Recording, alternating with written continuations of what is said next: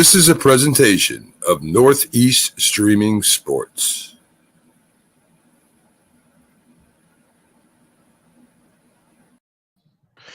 Good morning, everybody, and welcome to another episode of the Mac and Jack Sports Show. I am Jamie Pags, the Philly sports guy, and I am with Hall of Fame boxing writer and all-around sports guru, Jack Hirsch. Good morning, Jack. How are you? Hey, good morning, Pax. Good to see you. I miss Mac, but it's good to see you. How's Florida treating you down there? Good. Weather in the low 80s. It's great. I mean, the coldest day in 30 years in Florida. So ironically was the day I had to go to an NFL game and sit outside. You know, how would you like? Who would have imagined that timing for the Packer Dolphin game? The birds in the back are making noise. They're rallying and flying by. There you go. Well, I mean, there's been a lot that's happened in the sports world. Probably nothing more important or as more talked about. Maybe at more like water coolers rather than publicly. But more about Damar Hamlin and the incident that happened on Monday night where he had a cardiac arrest on the field from a hit from T. Higgins to the chest. A very unique type of situation. Obviously, not something that the viewing public has seen in a football game. I'm sure that this has been seen before and things have happened like that, but obviously it was something that shook everybody. They said that there was about 30 million people watching the game. The moment that happened, that 30 turned to about 50. So everybody kind of turned the channel right away because it did make its way onto social media pretty quickly. And ultimately, he was given 16 minutes of CPR on the field around the players, and then carted off into an ambulance on the field. It's been a long time since I've seen an ambulance on a field. I have seen the ambulance on the field before, but it's been a long time since we've seen one. It's been at least 10 plus years since that's occurred. And ultimately, the NFL decided to suspend the game from that moment on. Afterwards, as the players weren't quite ready to or weren't ready to really resume play after something like that had occurred. Your initial thoughts? Yeah, my initial thoughts were when a player's put down like that, you're hoping he gets up. We've seen cases of players who've been down a few minutes, eventually they regain their feet. You're waiting for good news, any type of good news for the player to come to. But as the minutes were going on, it was apparent that this was different from the usual injuries we've seen. And we've seen some bad injuries where players have been carted off. The players are shook up, but not to the point where they can't continue the game.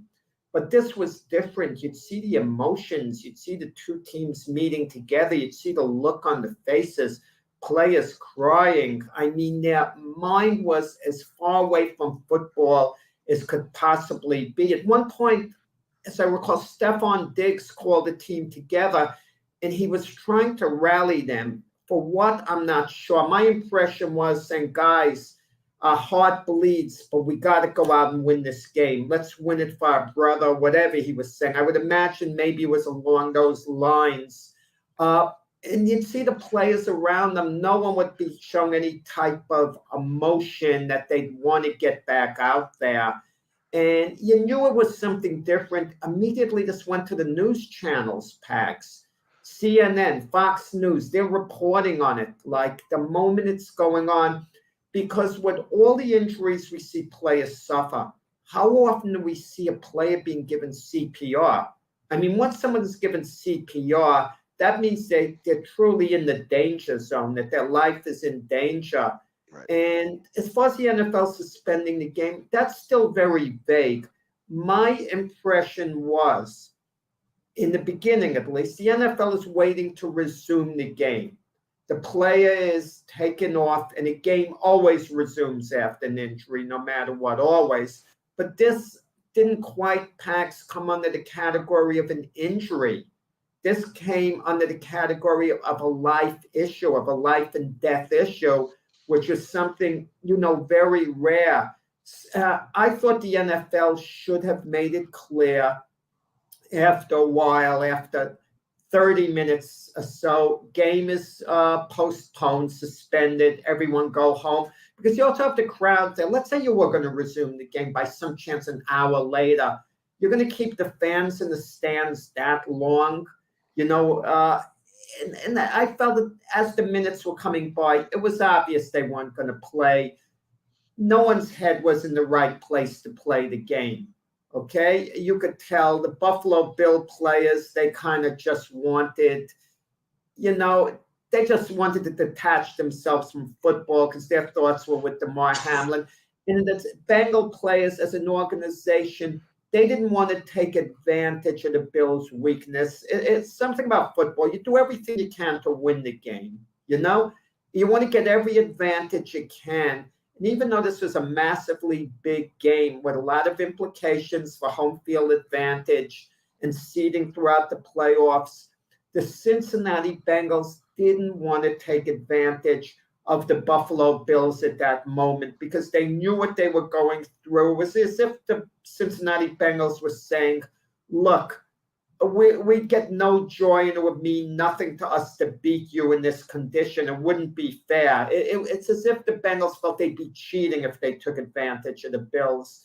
So the Cincinnati Bengals as an organization showed a lot of class in their cooperation.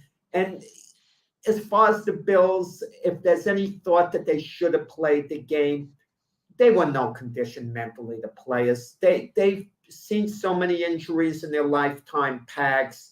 They've never seen anything like this that has been life-threatening to someone who they're very close with. Damar Hamlin to us is just another guy, a symbol, because we don't know him, a football player. We see the warm smile on his face, a young, handsome man who he hears very bright, but we don't know him. They know him. That's their brother. That's their teammate. They were no condition to play the Bills, and they didn't. Well, and I agree with that. I mean, I look at this as, football is a fraternity, and they all are brothers in sport. You know what I mean? So, and to see something like that, I got to imagine that it was, like I said, there was a number of reports that of Bengals teammates going to the Bills locker room and offering support and things of that nature. So there was a lot of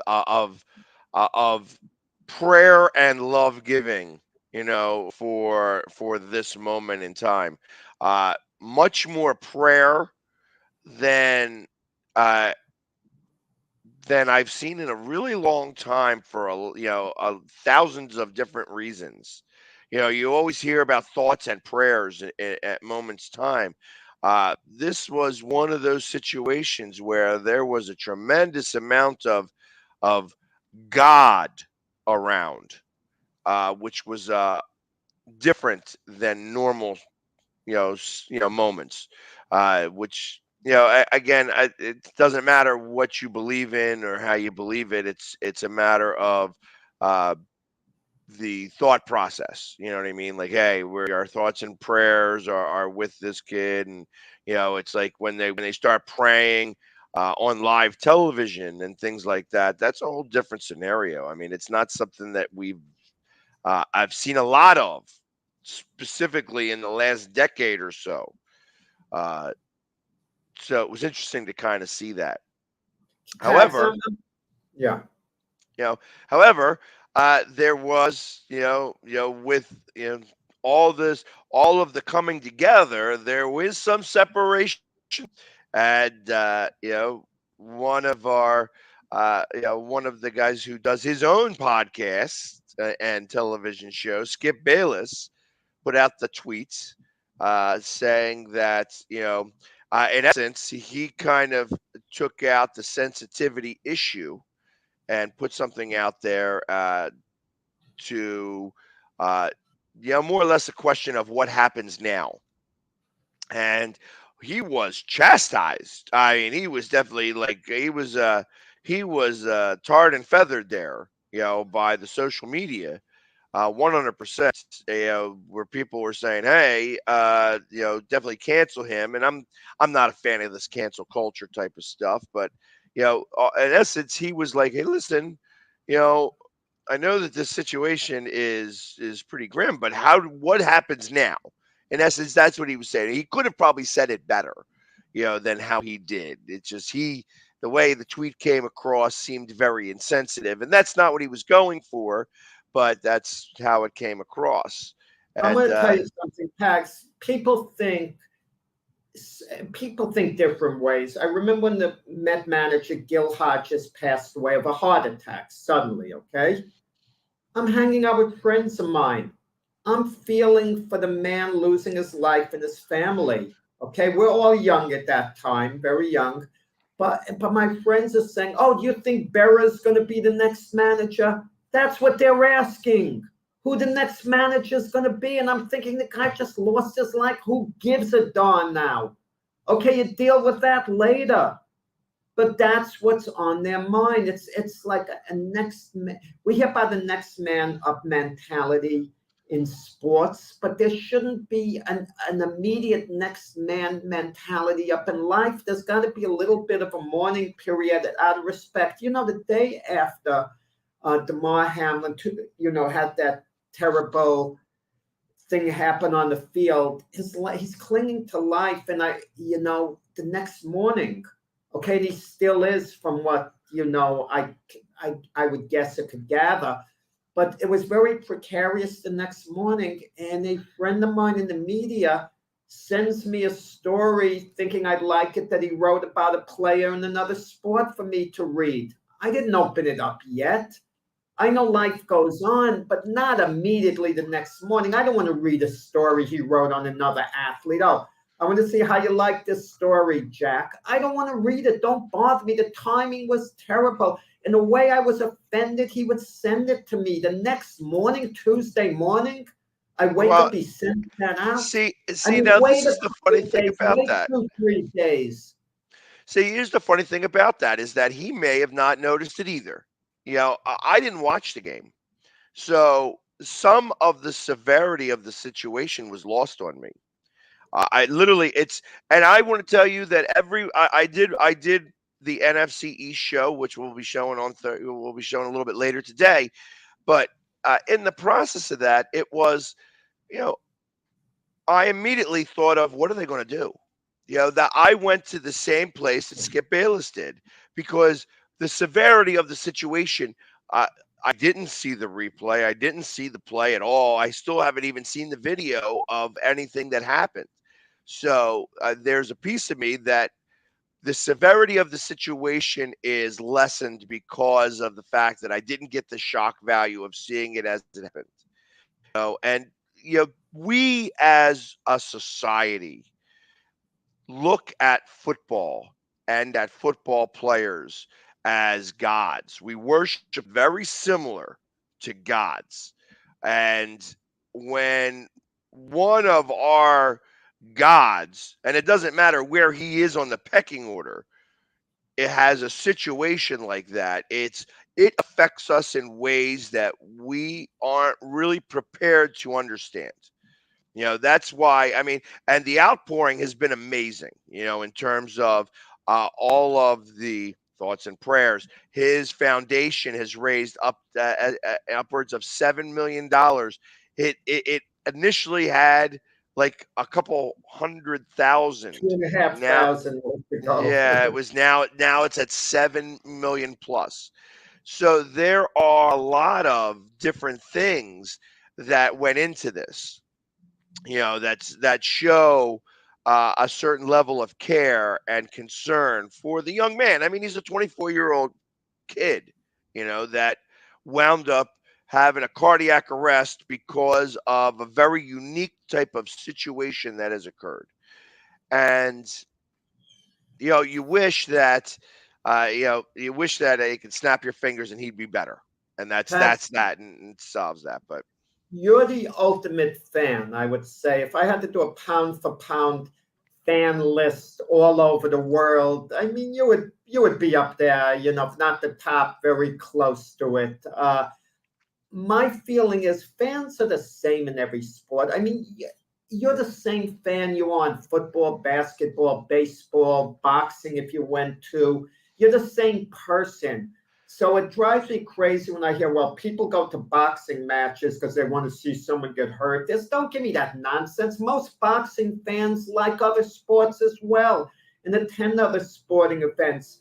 But the mentality of watching a sport and reacting as a fan and accepting things are different. I'm going to give you an example. I went to a big fight show in Atlantic City years ago. There was this junior welterweight, a pretty good one, not quite a contender, named Stefan Johnson. I remember in Canada, he'd had a difficulty with a brain scan. And I remember I'm in the press room covering the show. He's fighting a guy named Paul Vaden, who's pretty good. And I see Stefan Johnson. And I wonder, why is Stefan fighting? Didn't he have some type of medical issue?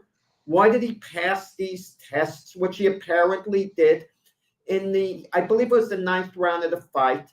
No, there wasn't a lot of punishment that took place. All of a sudden, he just goes down and he died. He died. I'm not sure when they said he officially passed away, but we knew he was in grave danger, similar to what we saw with Damar Hamlin. And he's taken out. But the show went on. The main event went on. There wasn't even an inkling of thought to cancel the main event and send people home. So if a boxer on an undercard fight, the same thing happened to him that happened to Damar Hamlin, the show goes on. Absolutely. But in football, the game gets canceled, and maybe rightly so. I thought rightly so, because maybe there's a little bit of a difference because the boxer's an individual and the other guy's boxing following him. They won't have quite the emotional attachment unless they happen to be close friends by some chance. right. And but I can understand this was a very unique type situation. We've never seen a game suspended because of something that happened like this. Very, very unique. But what happens if this had happened during the Super Bowl, for example? All the people paying big money to travel to go to the game, and you suspend the game very early in the game. Because it's the last game, you can always make it up later, even if it's weeks later. You can always make it up, and you could then say you could honor the tickets.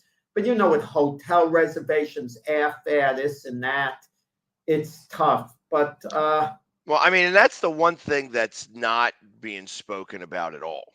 I'm going to take the sensitive issue portion out of this conversation here.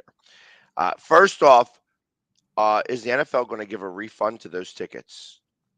They have not mentioned anything about it. And because they haven't really mentioned anything about it, I believe that they are not going to refund those tickets, which is they are probably okay with just canceling just saying that game is not going to get played.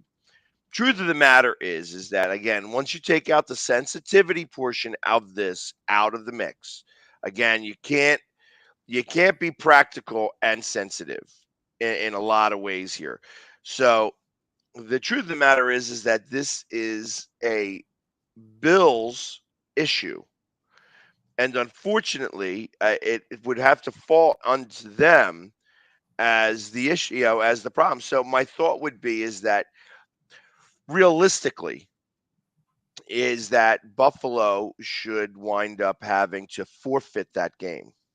Now, it's not the most sensitive of ways of looking at this, and I'm taking the human aspect out of the mix, because you can't have human aspects when you're trying to talk about how you're going to move forward with this. But realistically, Buffalo should have to forfeit that game, and unfortunately that means that they wouldn't have the number 1 seed, and that means that they would have to eventually go on the road. And I'm not sure if it's going to have to be for game 2 or game 3, because you never know what's going to happen with Cincinnati.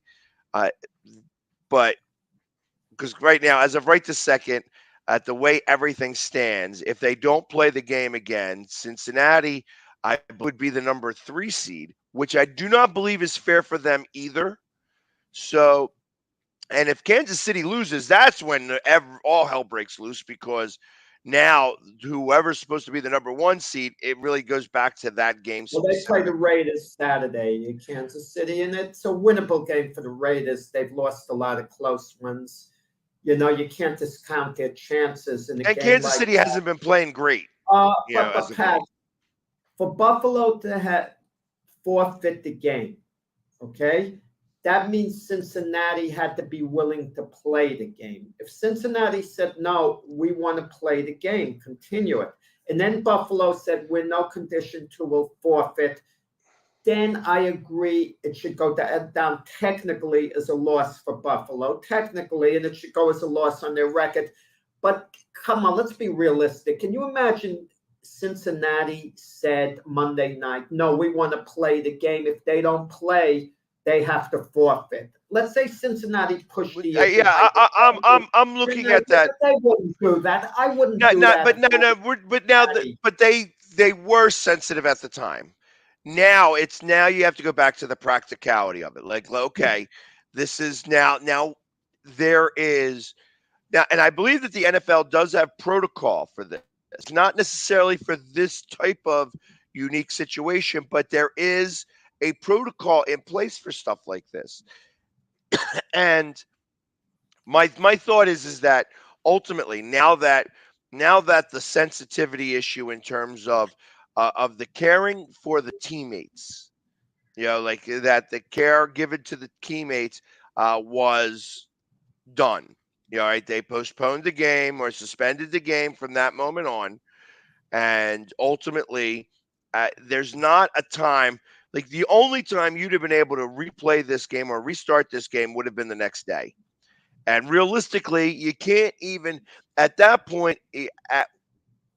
You are in a situation like that. I have to imagine that the human aspect of things, where you witness something like this, the first thing you want to do is be with your family and be around the people that you love the most. So tell them that you love them, because again, it's a very humanizing aspect, that that life is very precious in this type of situation, and that the moment that you are involved in that, you want to go to hug everybody that you love.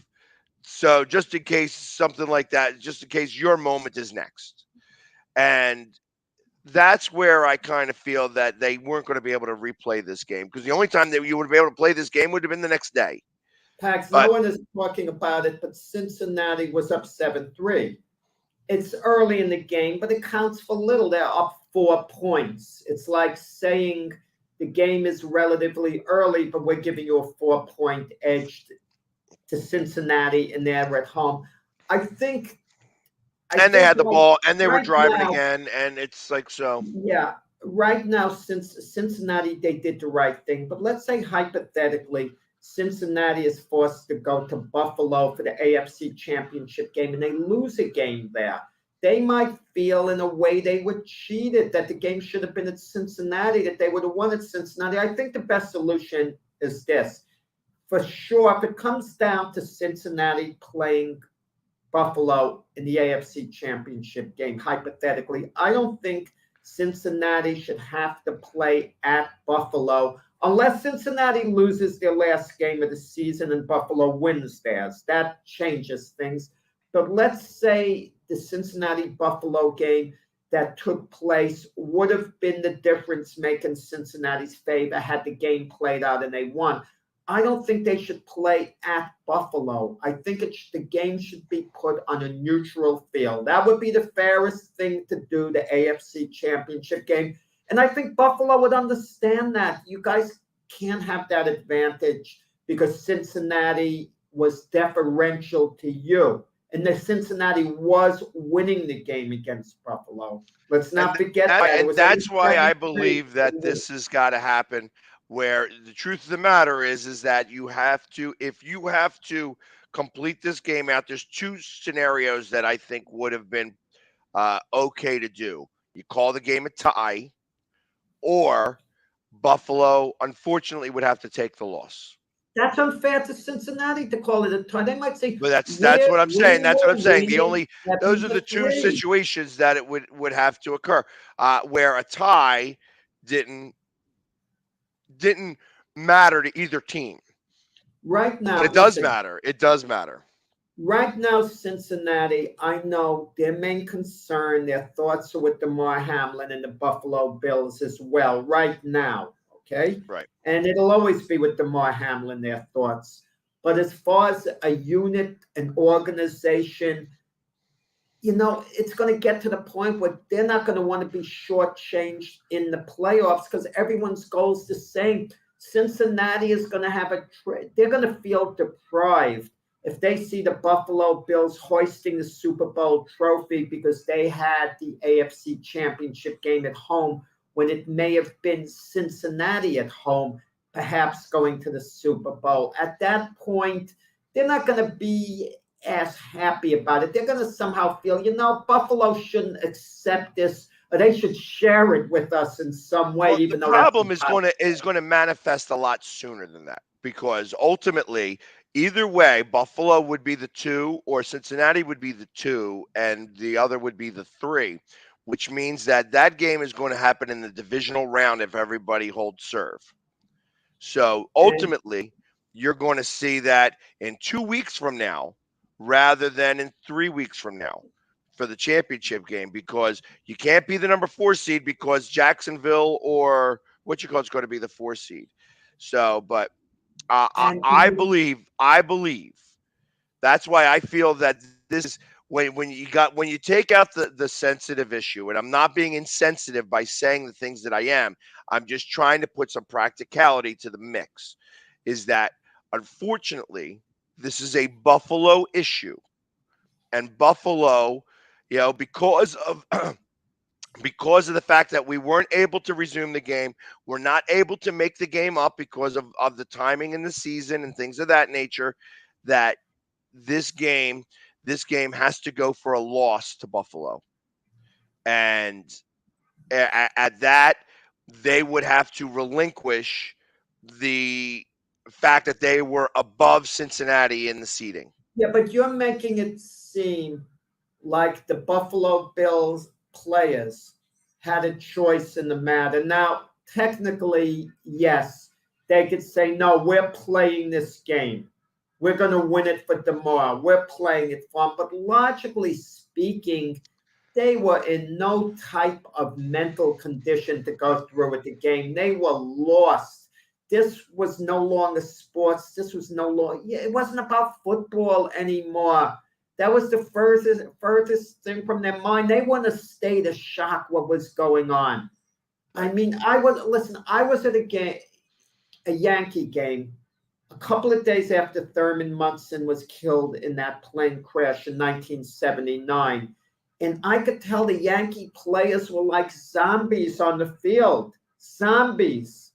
I mean, even when Billy Martin, the Yankee manager, who no one could kick it up like Billy when he would argue with the umpire, he came out to argue with the umpire, and he was nearly timid in his argument. It was as if the umpire gave Billy Martin a hug, Billy Martin would have accepted it. Imagine that. That's how hurt the Yankees were. They were so out of it mentally. And I remember I'm sitting in the stands, and and it bounced off me. I'm out of it too. I'm just like a zombie watching it.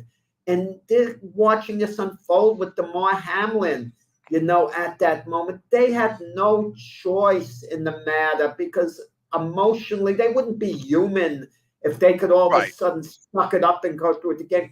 This wasn't a devastating injury. This wasn't a guy suffering an ACL. This wasn't a guy like Carter just off the field where you figure, okay, he's going to be okay later. Maybe he has a bad injury. He's going to be out a while, but we've got to put it out of our mind. that whole scene was something like no one had ever seen before in football to that point. Right. Well, and it's so again, I didn't watch that game, but I did watch the Eagles game on Sunday against the Saints. And very early in the game, Josh Sweat did not get up, and they had to have the card out there. They actually had him all taped down and down. And watching that cart leave the field very slowly. It was not a, hey, we're going to just, get off the field as, quickly as possible. They were moving that cart really slow. And of course they had his helmet on. It was a neck or spinal injury. And it was, it was scary because of, you know, you see those types of injuries on occasion, obviously. And it's one of those things that makes you nervous and scared. And the team comes out and make sure that he's okay and let them know that that we're there with him and we're doing everything or can. Our thoughts are with that guy, and then you see the cart go very slowly. It took like 5 minutes for the cart to leave the field because it was a spinal injury, one that they thought was severe enough that they didn't want to rush. They were like, okay, we're going to move this really slow and get him to the ambulance so that can get all that worked out. I'm going to tell you, talking about the Philadelphia theme, an Eagle legend, Chuck Bednarik, when he delivered that famous hit to Frank Gifford that laid him out in that famous photo of him standing over Gifford, the game was continuing, and Kyle Rote, the famous Giant running back at the time, he thought that Gifford had died during the game because a priest came out late and he saw a priest delivering what he thought were last rites or something, maybe in the locker room. But the point is, Kyle Rote was continuing the game, thinking that, his teammate had maybe died. I mean, but this was different with Damar Hamlin because they got to see him on the field. They got to view him.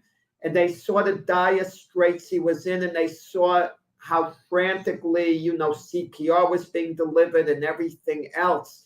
We didn't see that watching on TV. The fans in the stands didn't even see that because the players were surrounding Hamlin. And Right. But when you would look on the faces of the players, and you would see how distraught they all were what was going on. And it's I know during the course of a game, players they play on adrenaline a lot of the time. I mean, you could have a broken arm and maybe play the game and put it out of your mind to a degree. You could be hurting physically, mentally, something could be bad. You might be able to put it out of your mind. But something like this, you nearly have a feeling of guilt if you put it out of your mind. Because if you continue the game, you think to yourself, well, what kind of person does this make me? That means football is more important than life. Okay? That's what you're basically saying. And if you have to sit down and make that decision with a level head, then something's wrong with you, if that's the case. And I agree with that. So, but now that life goes on, obviously we are still here. The rest of the NFL, as much as they are concerned with this young man and concerned of the well-being of this young man, it's still they're going to play games this Saturday and Sunday. Let me ask you this, Pax, your opinion. Had the Bengal-Bill game taken place on a Saturday, that at the end of the season, there are Saturday games. They play 2-3 games, usually 3 on Saturdays. Would the Sunday games have taken place? Would the NFL have had a major predicament whether to cancel those games or not? Because Roger Goodell, like him or hate him, at times he's made a bit of a scapegoat, I think. That's it's paid all the money that he does. Realistically, so if you're going about it in the opposite way here, what was the Thursday game? It was a nothing game. It was Dallas and Denver. And Dallas. And so realistically, that game had they played that game and this game happened on a Saturday and this all happened on the Saturday, you could, in theory, suspend all the games for the week. And that would have actually been an easier solution. Now, it would have made things very confusing for that final week of the season, because ultimately now Well, you this is this is I know what you're saying. Yeah. because all of that now you got to figure out every single tiebreaker situation right away. It goes back to what it was like for a 16 days, 16 game schedule.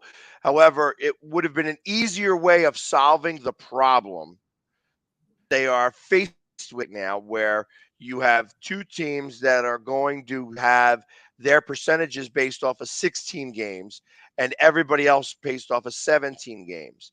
And like I said, because of the unique type of situation that these teams are in specifically, right now, because of percentage points alone, Kansas City has the number one seed.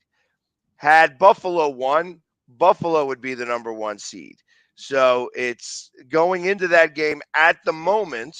Kansas City was holding the number one seed with Buffalo still to play. Cincinnati, again, could get as high as number two in that game, possibly number one if they were to wind up winning the following week and Kansas City losing. That's still able to play out the way that is. Interestingly enough, the 2 and the 3 seed, they're locked into those 2 and 3 seeds without Kansas City losing. It's Kansas City losing that would cause the biggest headache of what to do here, and they would actually have to force. 2 and 3 seeds important. Pags. Let's say Kansas City loses let's say they're the top seed, but they lose their first playoff game. The second and third seed is important. Who would host the AFC Championship game?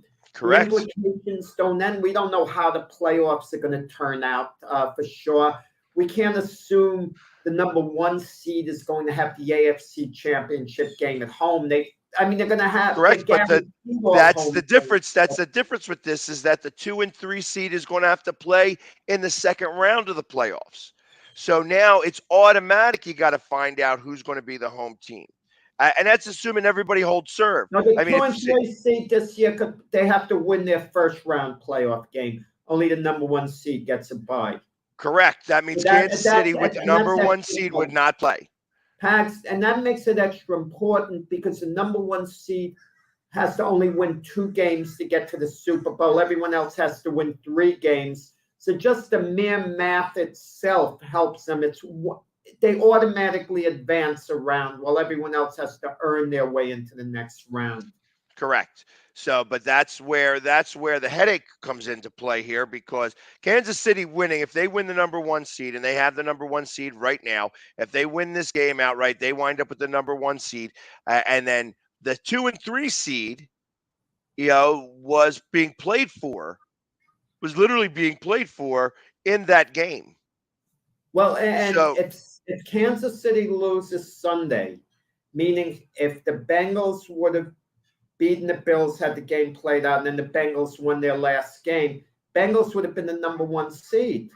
Correct. Okay. So that's why you almost have to force an outcome onto that game. That game is going to wind up. I mean, in my opinion, and again, I'm removing the human aspect out of this. It's and the human aspect is a big aspect here. So I'm not trying to be insensitive with the way I say this, but Buffalo has got to be the one that gets the loss here. And it's unfortunate that it's got to be that way, but that's the way it's got to be. Buffalo's got to take the loss. They didn't forfeit the game. Cincinnati agreed with them. The game shouldn't be played. But when you have to, Cincinnati been insensitive and said, no, we want to play the game. If you don't play the game, that means you forfeit the game to us. Then but that's not going to happen. That's not going to happen. That would have been cruel, and that would have. But now after all of this, you have to, especially realistically, you have to put an answer to this. You have to give an outcome to this game. Is Cincinnati just going to be okay with the fact that they're going to be the number 3 seed and they have to go to No, Buffalo? no, not at I, the time. yeah, and Not I at, wouldn't be that way either. but let me ask you, let me reverse this. Is Buffalo how do you think Buffalo is going to feel if they get the number 1 seed, knowing if they lost to Cincinnati, they wouldn't be the number 1 seed, it would be Cincinnati. If I'm a Buffalo Bill player, I tell myself, I can't accept that. Let's find a common ground. If I'm the Buffalo Bill organization, if I'm the coach, I call the other coach and say, look, let's play this game on a neutral field. It shouldn't be a Buffalo or Cincinnati. Let's do something that's fair to both teams. Because you saw the 2 coaches together during this situation, and they were cooperating with one another. There was a bond there, okay? There was a certain warmness, that they were both devastated, over what was going on. So if I'm the Buffalo Bill organization, I don't take advantage of Cincinnati. I would be pretty ticked off if that happened. If I'm the Bills, I say, no, the game shouldn't be at Buffalo. And you want to know something? The Buffalo Bill fans are so great. I think they would be completely understanding. We shouldn't have this advantage. It wouldn't be right.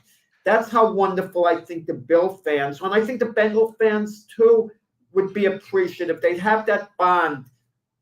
Let's find a middle ground where it could take place, when no one has that advantage per se. The game shouldn't be in Ohio. It shouldn't be, maybe the Bengals would feel good. Okay, going to the Meadowlands. Who knows? Actually, first place that I thought of was either Pittsburgh or Cleveland. Pittsburgh or Cleveland. Can't do it in Philly because Philly's going to have its own game. So right, exactly. You don't want it in a place where you don't want to send them somewhere where it's 10 degrees either. Well, that's why I say I think Cleveland. So Cleveland, that would put Cleveland out, but you could have Pittsburgh. But Pittsburgh, somewhere like New Orleans, a team that's out. Maybe a team that is going to be out of the playoffs. Oh, well, I'm saying somewhere in between. I'm saying somewhere in between, so that both fan bases could travel to the game.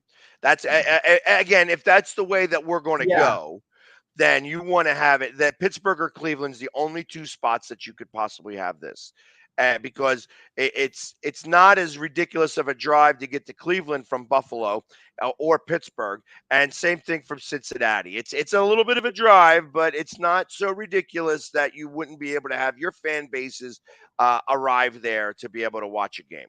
It's a tough one, but I think if I'm the Buffalo Bills and I accept the number 1 seed without saying anything,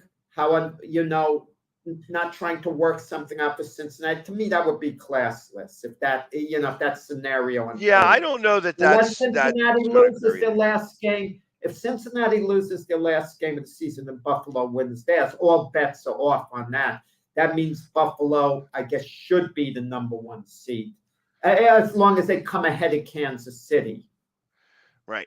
So, ultimately, it's still a lot to be figured out. And like I said, the only thing that would really make this so much more difficult would be Kansas City losing.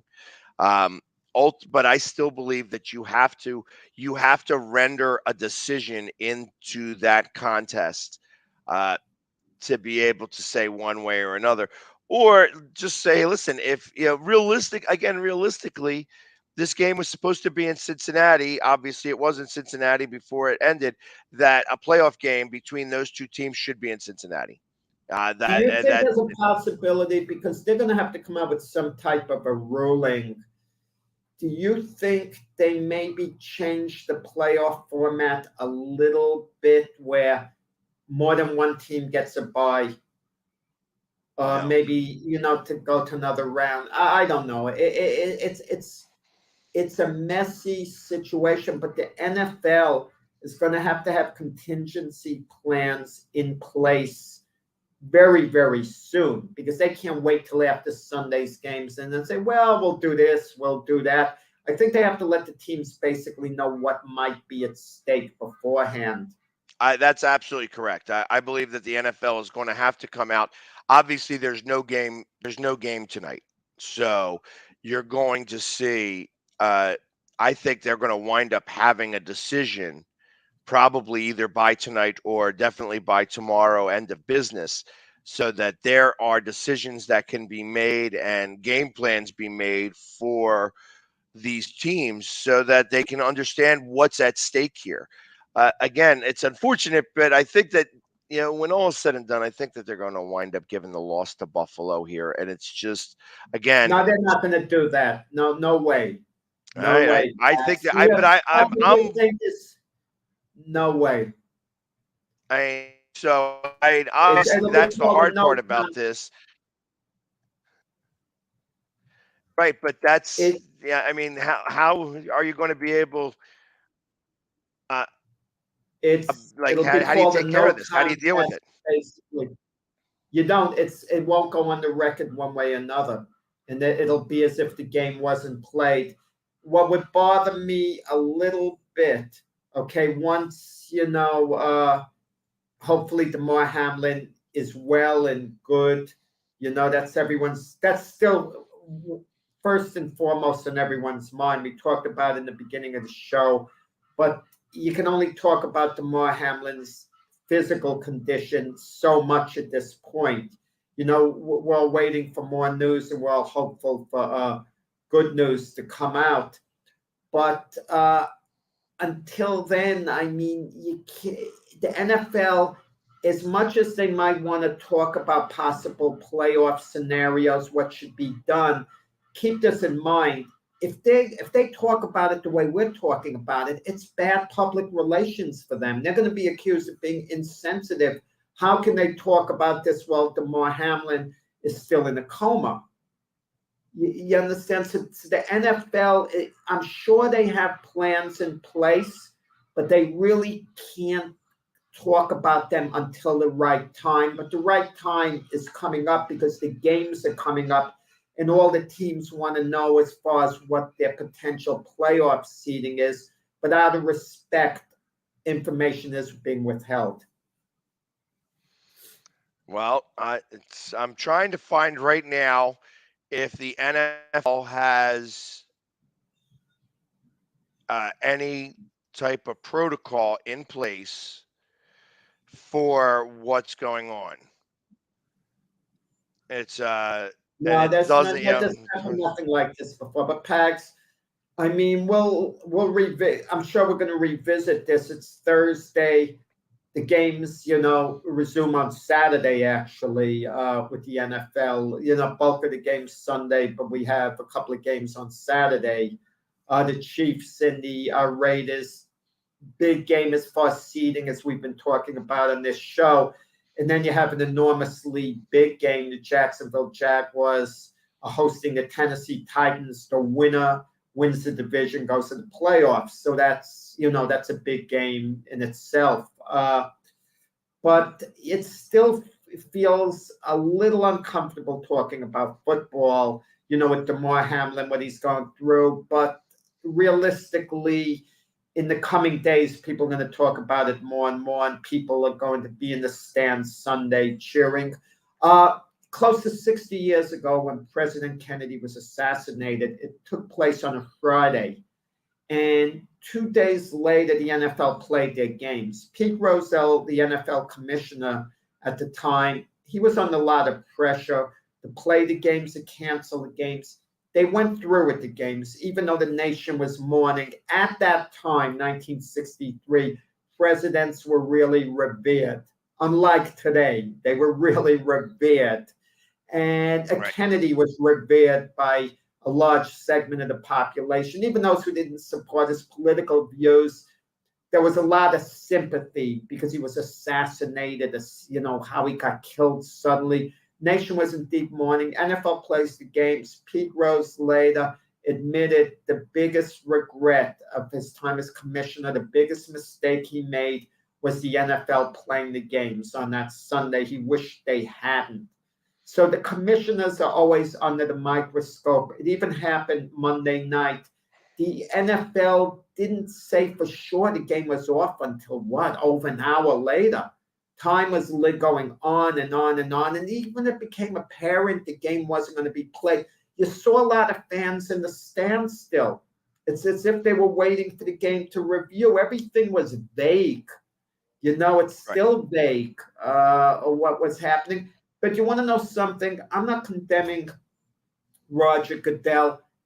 First off, even though it's a serious situation, for all you know, the player could be taken by ambulance and hopefully snap out of it and be okay. And in the meantime, you cancel the game and send everyone back. Nothing was really lost by them not suspending the game. The game didn't resume. No one was harmed in that sense. The players were still milling around the field. Sometimes the best thing to do is just wait and see. Don't make a decision. So, right, I think the NFL was condemned a little bit. Oh, they should have canceled it immediately. They should have done this. They should have done that. What difference did it make at the end? They didn't resume the game. It didn't make any difference. Well, I think that there is, first you have to understand the certain level of severity. I mean, let's think about it. Even after that entire situation, if 10 minutes in, that they get the AED and they're given CPR and all of a sudden he wakes up and, pulls up, all of a sudden that game would have gone back on like nothing.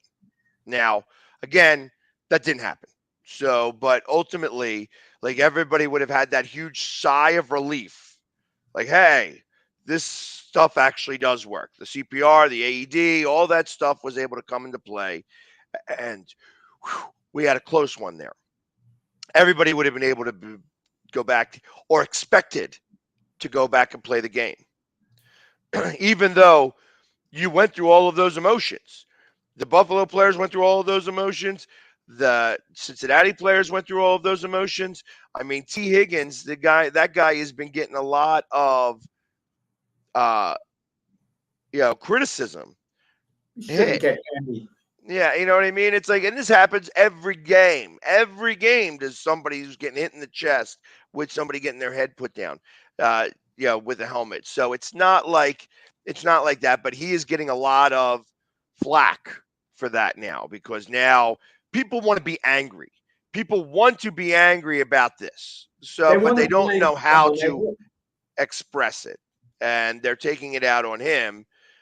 Which obviously it's like obviously if I'm T. Higgins and I'm anybody close to T. Higgins, I'm keeping him away from every bit of social media and newspaper and everything whatsoever. I am, just in essence, I'm bubbling him a little bit. You know how bad T. Higgins is probably feeling, even though it's not his fault. Oh, absolutely, absolutely.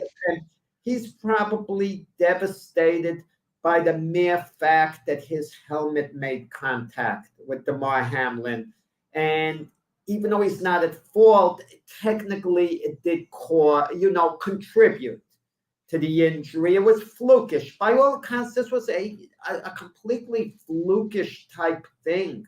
I mean, that it's so incredibly rare for someone to get hurt, with that type of thing, with what was going on, with how the heart works, the moment of contact. But T. Higgins, I mean, anyone who's blasting T. Higgins, going after him, sending him hate things, I mean, there should be some justice, as far as they go. They shouldn't be allowed to attend a game or something if anyone's going to blast. Well, and that's that. I'm maybe getting a little carried away here. But it just annoys me. He's probably feeling bad enough over what happened because it's human nature. If I'm walking down the block and someone bumps into me, okay, even if they're the ones that bump into me and they fall down and they die, even though I couldn't avoid them, it would be on my mind a little, just the idea that they made contact with me in some way. Right. That maybe whatever it was that you did, even arbitrarily, that's what caused the situation to occur. And it's impossible to be able to say stuff like that, but it's that's the truth of things.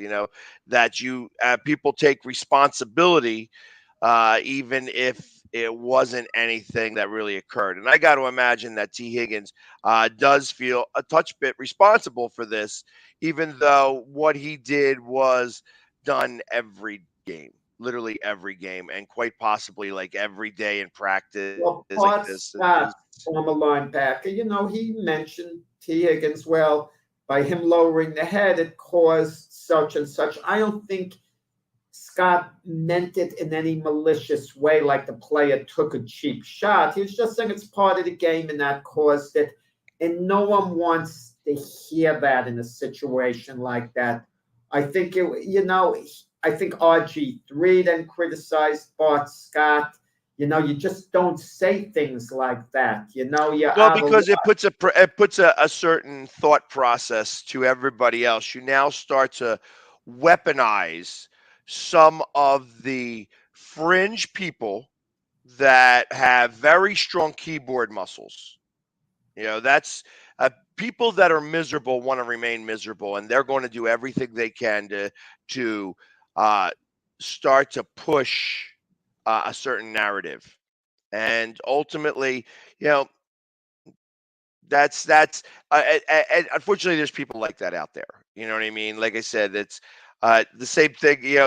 So everybody feels that Skip Bayless was being very, very insensitive. He wasn't being insensitive. However, everybody doesn't want to believe that. They want to push an anger because they're no, Pat, angry it's about the about fact that this timing. even occurs. No, Pax, it's about timing. It's Right. about timing. Skip Bayless's timing wasn't good. Something you said the morning after what happened at Damar Hamlin could be considered very inappropriate. But if you wait a few days and say the same thing, it's not so inappropriate anymore. Like if we were talking the way we were the morning after about seeding in the AFC now, you mentioned, well, Buffalo should cancel the game. It would be considered at that moment incredibly insensitive what you were saying. It might Right. still be considered insensitive to people out there, but not so much so. They wouldn't have the same emotions to what you're saying a couple of days later. Right. It would be so fresh. That's that, and that's what it is. It's the freshness of this that's really been the that's had the forefront of everybody's head. You know what I mean? Obviously, we're all human, and the human aspect and the way people have rallied around that portion of life is what's important. However, there's people that are practical. There's people that are going to think about things beyond that. There's people that automatically had to start thinking about things beyond that, even though they may have been affected by what happened on the field. So there's always got to be that other aspect. The life goes on. Life goes on. You know what I mean? Unfortunately, and or not leaving it, but it's like life does go on, and we are going to have to make some answers appear that were not, thought about at the moment of time. Everybody's brain works a little bit differently, and sometimes, that practicality comes out right away. I know from not seeing the game and not watching that moment in time, it came out immediately for me. It was like, I didn't realize the severity of everything that had occurred. I'm just saying, well, how are they going to cancel this game? They can't cancel this game. This game means way too much for too many for a few too many teams. You know what I mean? For Buffalo, for Cincinnati, for Kansas City. You know what I mean? That's it all matters here. And again, it's not a matter of being insensitive. It's a matter of, well, what happens now? Everybody asks what happens now after the Well, fact. kudos to the Cincinnati Bengals fans. They left very peaceful. They were very understanding of what happened. And those are the ones that went to the game, parked their cars, took the time out in the stands. They were all set to watch like the game of the year. Such a great game. Their teams ahead 7-3. They're so psyched with what's at stake. And then the injury happens and they're sent home. And they were extremely understanding, it seemed. That stadium of people. And it reflected so well on the city of Cincinnati, type of people they are. So, kudos to them. Agreed. So listen, let's we've spent the first hour on this, and obviously it probably deserves a lot more time, but there is other sports going on. Let's take a couple minute break here, and we will come back and we'll start talking about the other things that are happening in sports. Obviously, the Eagles have a very important game this week. The Jets, I guess they're still in it as well. I mean, they could kind of make something happen here. Eliminated. They're eliminated. We don't have to talk about the Jets unless you want to rip me about them. Obviously they're not going to win the Super Bowl this year, but that's okay. So they're not even going to get to 500. Well, that's what happens sometimes. We'll talk about we'll give them a cameo, the Jets, when we get back. There we go. So we'll be back right after these commercial messages. My baloney has a first name. It's O-S-C-A-R. My baloney has a second name. It's M-A-Y-E-R.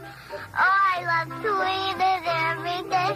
And if you ask me why, I'll say, 'cause Oscar Mayer has a way with B-O-L-O-G-N-A.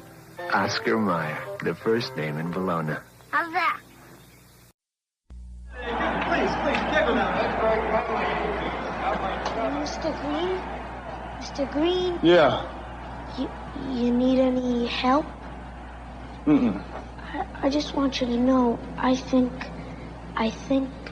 you're the best ever. Yeah, sure. Want my Coke? It's okay, you can have it. No. Really, you can have it. Okay. A Coke and a smile makes me feel good. Makes me feel nice. Be around. That's the way it should be. I like to see Hey, kid. the whole world smiling with me. Coca-Cola and Sprite. Have a Coke and Thanks, Mean Joe. smile. You know, one of the best things about being an ex-big leaguer is getting freebies to the game. Call the front office, bingo. And once these fans recognize me, I probably won't even have to pay for my light beer from Miller. Down it! I love them. These fans know I drink light because it's less filling and it tastes great. Good seats, huh? You're in the wrong seat, buddy. Come on. Oh, I must be in the front row. Come on. Light beer from Miller. Everything you always wanted in a beer, and less. Good seats, hey, buddy? He missed the tag! He missed the tag! Supporting the needs of our veterans. That's the goal of all of us at Team AmVets. Like Mitch, Carlos, and Kevin from our Welcome Home team that brings furniture to our vets. We are Team AmVets. Or Linda from our thrift stores who brings you great bargains every day. I am Team AmVets. And John, who picks up your thrift store donations that support California veterans programs. I am Team AmVets. Visit our website or a Team AmVets thrift store to donate or shop today. Join the team! Trisha's having a sleepover tonight. Can I go? I wonder about Lucy's friends. What should I say? I know you're only 10, but one of these days a friend will offer you a drink. And alcohol at your age can lead to so many things. None of them good. So can I go to the sleepover? Lucy, I want you to promise me I something. finished my homework. Bigger promise. If there's any drinking, I want you to say, "No thanks, not my thing." Mom. I promise you. Your real friends won't care. Deal? Sure. Really? I promise, Mom. They really do hear you. Did you pack your toothbrush? For tips on how to start the talk, visit underagedrinking.samhsa.gov, a public service message from the Substance Abuse and Mental Health Services Administration.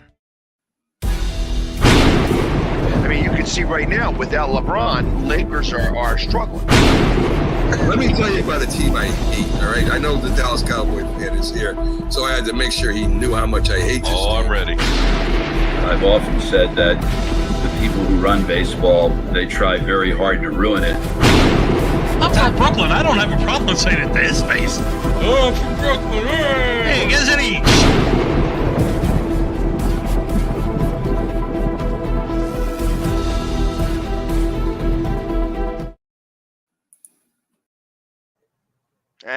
welcome back to the Mac and Jack Show.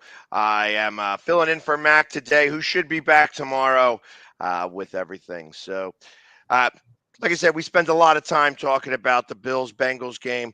There is some more football that's happening. We're going to start out with the game that's going to happen in Philadelphia. I know that there are a number of people that are interested in hearing whether Jalen. The game that already happened in Philadelphia, the last game. You're just passing it by like it didn't take place. What the heck happened, Pags? I mean, Pickles Lebanon, who comes on as a guest, when he made a comment, New Orleans over Philadelphia, I thought the game was going to be competitive and possibly close. Something about the vibes of the Eagles are bothering me. They've hit like a slump. It doesn't mean they can't come out of it, but they've hit the equivalent of a slump that maybe they've went stale for a couple of weeks. But if you're really a powerhouse team, if you're a team, a potential Super Bowl winner, you beat teams like New Orleans in your sleep. At the very least, you get the W against them. You actually lost to Andy Dalton and the New Orleans Saints at home. A mediocre team like the Saints at home. Well, they were still playing for a playoff spot. Had Carolina been able to hold their serve because they were winning that game for most of the game and then wound up losing it. Had Carolina been able to take care of business, the Saints would have still been playing for a playoff spot this week. However, with Tampa Bay winning it, they wind up winning the division and everything else is subsequent. That being said, it was a terrible game plan. It was a terrible game plan. I mean, just beyond the fact that, first off, you missed Lane Johnson in such a tremendous way. I mean, just to throw in somebody in there and to think that you were going to be able to do the exact same things you're able to do with Lane Johnson being there was just not a very good decision. You needed to help him right away, and they didn't do that. And that was part of the issue number one. In the first 8 plays of the game, Minshew was hit 4 times. Let me ask you this question, okay? Had the Eagles won and Minshew looked really good, would people have diminished Jalen Hurts' MVP candidacy by saying, look, they could win with a lot of quarterbacks. He's not the true MVP. But now that Minshew performed, can I say the word poorly in the last game? Is that fair? I think he did. Okay, now that Minshew performed poorly, and the Eagles have lost both games with Minshew as the quarterback. He didn't play. He played decently against Dallas in the loss, but he played poorly against New Orleans. If I said had Hurts been in there as the quarterback against the Saints instead of Minshew, there's a good chance, maybe Hurts rallies them and the Eagles win the game. And that's what the most valuable player is all about. By him missing a game, did he maybe boost his candidacy, perhaps just a little bit, Hurts? I believe that he did. And it kind of coincides with the fact that, Kansas City almost lost their game too. You know what I mean? And Mahomes didn't play a great game against Denver. Like I said, Denver had them on the ropes for a minute. And Kansas City, everybody's been talking about how the Eagles have kind of taken a step back. And, you could kind of express that with, Hurts being hurt and, not winning against the Cowboys and then going out and laying an egg against the Saints. There are a lot of different ways that you can go about saying how this is all turning out. All being said, I believe that teams, when they come out of the gate really hot, are going to have a little bit of a cool down process, and that's the same thing that's happening with Kansas City. I think Kansas City is just winning those games right now because they do have all their starters. Jalen Hurts is being out. Their number one guy is out. The guy who's in the running for the MVP is out. When you have the guy who is the number one guy in the NFL, and then all of a sudden he's out, you don't just get to fill in somebody who's going to be the number one guy in the NFL. You don't fill his shoes. So last Sunday was Throwback Sunday. Throwback Sunday. The old Warriors reminded us they could still be on top all across the league. Russell Wilson waged somewhat of a comeback. He actually started looking a little like his old self against the Chiefs, at least a lot better than he has. Right. Okay? Mike Tomlin's Steelers win. They're looking like, oh, Mike Tomlin is, taking a charge again. Maybe they get the winning record.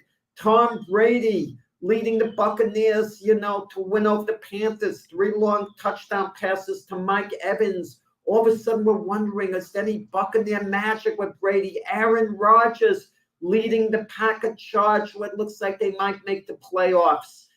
All of a sudden, all these names that, who've had massive success, Hall of Fame names, who haven't been doing as well. All of a sudden, they reminded us, hey, guys, we're still capable.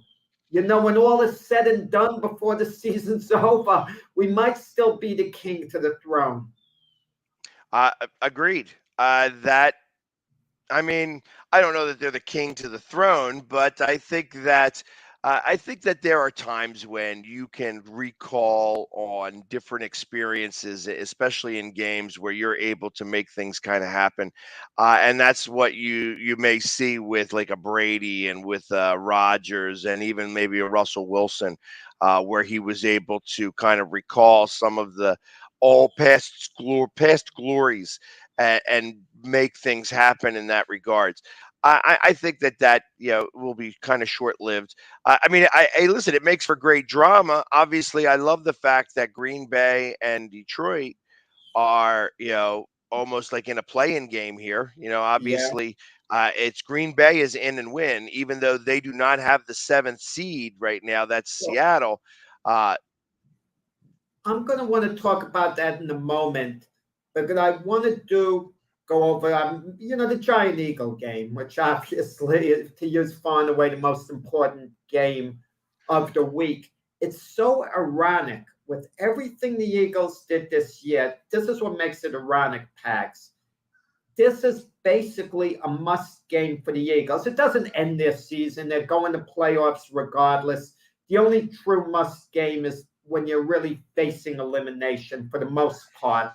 So it's not a must game, but realistically, it is a must game for the Eagles. But for the Giants, it's not a must game. They got a playoff position locked up. The Eagles gave the Giants a rear end kicking in the one game they played. They've been so much better than the Giants all year long. And now we come down to the last game of the season, and the Giants in a position where they can rest their players, and the Eagles aren't. It's insane. It's insane to think about it, but for the Giants, this is a dilemma. How do you play this game? Obviously, the Eagles wouldn't mind the Giants resting their regulars. To the Eagles' way of thinking, we're so much better than those guys. Let them throw everything at us, and we should be able to beat them decisively. We did it before. We'll do it again. That's their attitude. So despite the Eagles' struggles, the last couple against New Orleans, I don't want to say they struggled against Dallas. That was a tight game. That game would have been winnable. But the Eagles might still be a little bit complacent mentally in this Giant game, only because they feel in the back of their minds, we're better than these guys. We played them. They're not on our level. We know we went head to head. And all the guys in the individual man matchups are figuring, I'm better than my guy. Don't tell me in like a few weeks they got better. And the Giants aren't any great shakes. What are they, 9-6-1? Let's be honest about it. And that's after 6-1 start. They've basically had, I think, what have they been, 3-5-1 since their great start. But the thing about it with the Giants, this is their dilemma, not the Eagles, because the Eagles have to go with the Giants full force. They've got to take care of business. They've got to bring their best. All their starters, they've got to bring their best, to just put out all this noise about them not having the top seed. But if the Giants rest their regulars, that makes them complete hypocrites, complete phonies, Because when Philadelphia did that, didn't the Giants, okay, they were whining about it the whole time, whining and whining and whining. And if they do the same, they would actually be doing the Eagles a favor. The hated Philadelphia Eagles, they would be doing a favor. But if they play their regulars, they're not resting quite for the playoffs the way they maybe should. But then there's a school of thought, too. When Tom Coughlin was the coach, remember the last game of the season? They had their position locked up. They played all their regulars against the Patriots. The final game of the season, the Patriots were unbeaten, and they went full force at the Patriots and lost the close regular season game, but then beat the Patriots in the Super Bowl. What are the Giants to do, Pags? If you look at it from a Giant perspective, what are the Giants to do? Risk being complete phonies and hypocrites, even though it's a different coaching regime. You know, Brian DeBoer wasn't there. Joe Judge was a coach a couple of years ago. But Giant fans, they're whining this and that.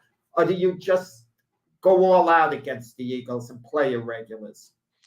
I think you start your regulars and get them like they're going to be playing the game that you do it like almost like it's your first preseason game. You play them maybe a quarter or a half. You just don't want anybody getting hurt. You don't want anybody getting hurt. That's your biggest deal. You rest you guys. Okay, so let's say you do it. How can the Giant fan base live this down? If I'm in the Eagle fan base, I'm laughing at you. Well, do you want to? So then let me ask this question: do you want to play this game full bore like you did last game and get crushed going into the playoffs? Or, I mean, because I think about what happened last year. Last year, for the last game of the season, we were up against Dallas. We were going into the wild card game. We decided we were going to sit our players and go and get them rested up against Tampa. And then Dallas put 50 on us or 52 points on us. It was something ridiculous against all of our B and C players. I kind of feel that either way, if we play the same type of game that we played up in New York, do you want your team who's about to go into the playoffs get their butts handed to them the same way? Or would you rather say, hey, you know what? We're going to play the one quarter. I want to get these guys some action so that they can stay fresh. And then I'm going to remove them from the game because obviously this game doesn't matter. The next game that we play is going to be much more important because it's a playoff game. If I'm a Dallas fan, if I'm a 49er fan, what am I saying about the New York Giant organization and their fans? I'm saying they're complete phonies and hypocrites because they've been whining the last couple of years with the division on the line. The Eagles were in the same spot. The Eagles rested. I mean, the Eagles they rested their regulars there, basically, right? Or they wouldn't play. Whatever reason Doug Peterson was the coach, they were doing, but they weren't entitled to do whatever the heck they wanted, the Eagles. Right. But because the division was at stake for the Giants, they were furious about it. Right. And we heard the complaining, and they would be doing the same thing. I can understand, Pags, if it wasn't the Eagles and they could hurt the Eagles and now get back at them by doing the same thing. Let's say the Giants were playing the Cowboys and the Eagles needed the Giants to win and the Giants rested their regulars. That would be revenge. That would be sweet revenge. But This is against the Eagles. They'd be doing the Eagles a favor, not that the Eagles need charity from the Giants. They should be able to take care of them on their own. But I'm going to tell you, maybe we've gotten to a point in the year if the Eagles truly are slumping and the Giants put it together, we know any NFL team is capable of beating the other on a given day. So the Eagles would gladly accept this charity if it's handed to them voluntarily. I agree. I think that they're going to. Again, we'll see exactly how this coach is going to play it out. He says he's going to play his players. We'll see. This is a little bit of a defining moment for him in terms of how he is going to show his team and prepare his team for the playoffs. So we'll see. Obviously, he's a first-year coach. He's got a game line against the Eagles. His last game plan did not work very well.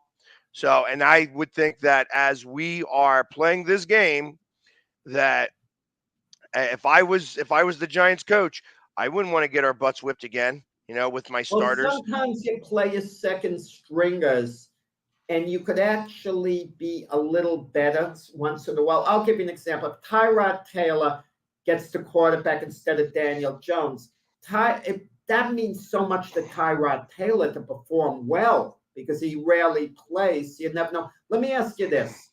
Is there any panic in Philadelphia with what's going on? Or is it a sense of major urgency right now? Because for the first time in this season, there's tremendous crisis for the Eagles. There wasn't crisis after losing to the Cowboys because people like yourself, who actually picked the Cowboys to beat the Eagles that game, thought the Eagles would do for tiny bump, as all NFL powerhouses usually have now and then. And losing a tight game that was winnable in Dallas isn't a big deal with the type of season Eagles been having. But to lose to the Saints, that is a jolt. That is a jolt. That's upsetting. Panic, urgency, or none? What's going on in Philadelphia now with the Eagles? I think there's definitely a sense of urgency because they feel that they need the extra week off to be able to start getting people healthy. The nervousness, I think, stems directly to Jalen Hurts. Is Jalen Hurts ready to play or not? If he's not ready to play, what are the contingencies for all of that? That's the problem. Like, I think that we got to see exactly what Minshew was all about last week, and he's not as good as everybody made him out to be. Now, that being said, he should be starting over Jalen Hurts in the beginning of the year. Well, I never said that, but that's that's the guy I'm filling in for was talking about that, and I'd love to see him up there in New York. Unfortunately, the truth of the matter is that Minshew probably lost last game, probably lost about $10 to $15 million next year. He was could have possibly, had he had a different game, could have possibly gotten an opportunity to be a starting quarterback somewhere. Now, I don't think he does. I don't think he has that opportunity. What goes on with these backups. They play a couple of decent games, and that's what they're supposed to do. And everyone goes gaga over them. Oh, they should start. They should this. They should that. We get it with Mike White in New York. The Jet fan base, I understand there being a lot of discontent with Zach Wilson, but you got to give him a chance to fully develop. I know he's had a couple of really bad games. So Mike White gets in there. Oh, he's gritty. He's tough. He's seen 10 doctors. And the guys are getting behind Mike White. There's a reason Mike White has been a career backup where he's moved around the league. Okay, there's a reason for that. He played a couple of decent games, and that's what he's supposed to do. And everyone's going crazy like, oh, Mike White's a franchise quarterback. We hear the players say they'll go to war with him. Well, last week against Seattle, he was completely ineffective. In the 2 games he started before that, the Jets lost. I don't want to hear by the guy being gritty and tough and giving off that image. I want to see a guy who, wins games, who could be a franchise quarterback long term. And, some guys are good enough to be franchise quarterbacks in the long run. Some guys are better off as actually backups, competent backups. So if your starter goes down, you could still win with those guys. Like Nick Foles, for example. Nick Foles was great. He came in for Carson Wentz during the magical Super Bowl run. But I wouldn't want Nick Foles ever as my franchise quarterback. That this guy's my quarterback the next few years. I wouldn't want that It doesn't mean you can't win with them if you have a great offensive line, running backs, receivers. You can win with them. But that's the point of a backup. And we saw that with Minshew. He's a competent backup. He could play this game against the Giants. He could throw 4 touchdown passes, look great. But I'd be worried if he had to take me through the whole playoffs, though, like the 3 games through the Super Bowl. I start getting, I'd be concerned. It doesn't mean they couldn't win with them, but he's not the guy. He's not your answer. I agree. I agree wholeheartedly. He's not the one who's going to be able to. He's not going to be Nick Foles. And let's talk about that for a quick second. Nick Foles did something that, I guess you could say Doug Williams did and stuff like that. That everybody could have a certain game, and he happened to have. He strung together 2.5 games that were unworldly. That were or just he was able to put together the best 10 quarters of football that maybe any quarterback has ever put together. And because of that, he was able to hoist the trophy, and that's an amazing type of situation. And then he was able to, again, if you could argue that if Alshon Jeffrey caught the ball in that Saints game, that they would have maybe made a return trip to the Super Bowl. And obviously, he dropped the ball, and there was an interception, and that was the end of that. And life goes on. But realistically, he was able to kind of make those type of strides. And then he went to Jacksonville. He got hurt right away, and then never kind of made it back up. Was never able to get back, and then his floating he was around. competent with St. Louis. He was good at times with St. Louis before he came to the Eagles. Well, that was actually, he was with the Eagles, and that was the trade that got us Sam Bradford. So Sam Bradford came here with that trade, and we traded a number 1 pick for that, and Nick Foles, and he was competent there for a little while, and then he wound up coming back here because we felt that he was a better option than whoever it was that we had there as our backup there. And he was familiar with the system, which is what made that a lot easier. And he did have a great season with us, a 27-2 season. He did have 109 passer rating in the playoffs, at a game that they lost in the playoffs. So it's not like he was a bad quarterback. Obviously, things have gone downhill since then. He's gotten older. It's he's not the same quarterback. I'm sure he's probably going to retire after that last hit that he received by the Giants, Thibodeau, where he was making those for about 2 hours next to him after he knew that he hurt somebody.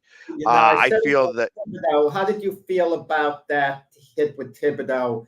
I said before the game, I'm not high on Thibodeau. I don't know whether you heard. I thought a lot of it, he's a hype job. Not that he's not going to have a 7-8 year career in the NFL and do some good things. He's the type of player who reminds me of Clowney, perhaps, in certain ways. Every once in a while, he's going to show up, and he's going to be all world. He's going to be sensational. Then he'll take 3-4 games off. Then he'll show up and play a great game and make you think, wow, he's one of the best around. Then he won't do a thing for the next 2 games. That's Thibodeau for you. That one play was, I don't know what type of blocking scheme they had, but literally he went untouched, on the backside. It wasn't like he made a great play. He was able to shed a block or anything. He was untouched. Literally 2 guys came from that backside, and Thibodeau just got there first. And of course crushed him, which is what you're supposed to do.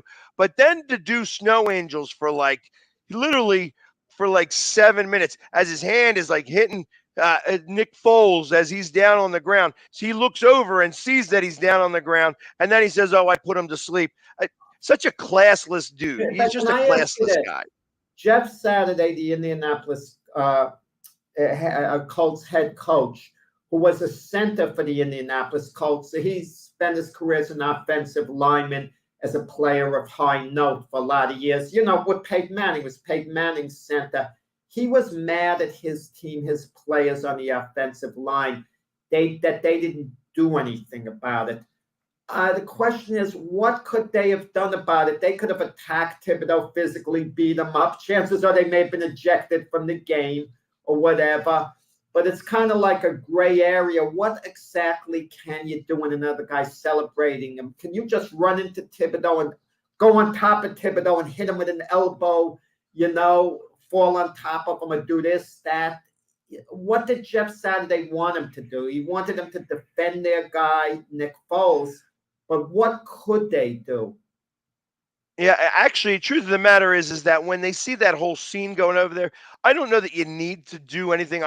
Although I agree, you should have given him an elbow or something like that. I mean, obviously, that's not a popular way of doing things. But you can go over there and like start to like not necessarily kick him, but be like, yo, dude, what the hell is going on? You know, like, and start to make a ruckus about it. That's really what you needed. Yeah.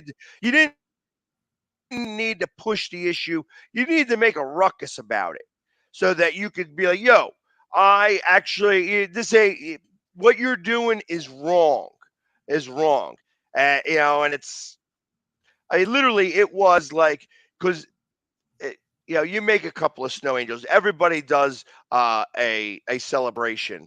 But then he went on the sideline, Pags, and continued to celebrate. On the sideline, making a gesture that he put Nick Foles to sleep. He probably felt no one was seeing him on the sideline, but he was like gloating about it. You don't even do that in private. If you know you hurt a guy physically, okay? It's one thing if you tackle him and then you make a gesture, the guy gets up, he jogs to his sideline, you make a great play. I can understand you celebrating, you make a gesture, I put him down, this and that. But when the guys got hurt and he knew he was hurt at that point later on, he's doing it in private on the sideline, but he's gloating about it. Yeah, and it's like I think that there are some Eagles linemen that are probably still familiar with played with Nick Foles, and it wouldn't surprise me if he got one of those setup type of blocks where he gets crushed himself. That they just take one play and they give him the helmet to the side. You know what I mean? Where they just crush him. It wouldn't surprise me. You know, I can't guarantee that that's going to happen, but it's possible, especially since the Eagles do have. They are friends with him. You know what I mean? They are still friends with Nick Foles. He did lead them to a Super Bowl. So I mean, I wouldn't be surprised if it's like Kelsey and Sam-Alo. Late, I think if something like that happened, it would happen late in the game when the Eagles had the game basically won. I think a game of this magnitude, you can't be distracted with this other stuff. You know, you have to be sure you win the game. You have the game under control. I agree. You know, and then is he going to play at that point? Is Thibodeau still going to be in there if that's the case? So, yeah. I mean, I don't know, but ultimately, I think it was absolutely classless. And you're right. They should have done something, and they didn't. You know, it's funny about scouting reports, Pags. We just came up with a potential scouting report. If we were sitting in with the Giant coaches, what to look for, saying, guys, late in the game or whatever, Thibodeau could conceivably be a target because of this and that. Guys on the offensive line may have played with Nick Foles, so maybe get him out of there late in the game. You know, when the game's not on the line, don't keep him in too long. Be aware of it. That's what scouting reports are. And you kind of wonder, is that even going to come under the radar with the Giants? Are they even going to think about that? I don't know. I mean, so here's my thought. There has got to have been somebody on that staff. I mean, obviously, I'm an Eagles fan, so I have that as a forethought in my head. But there's got to be somebody. I mean, the Giants know the Eagles fairly intimately. So I got to imagine there's somebody that's on that staff that's saying exactly that. You know, that at least mentions it.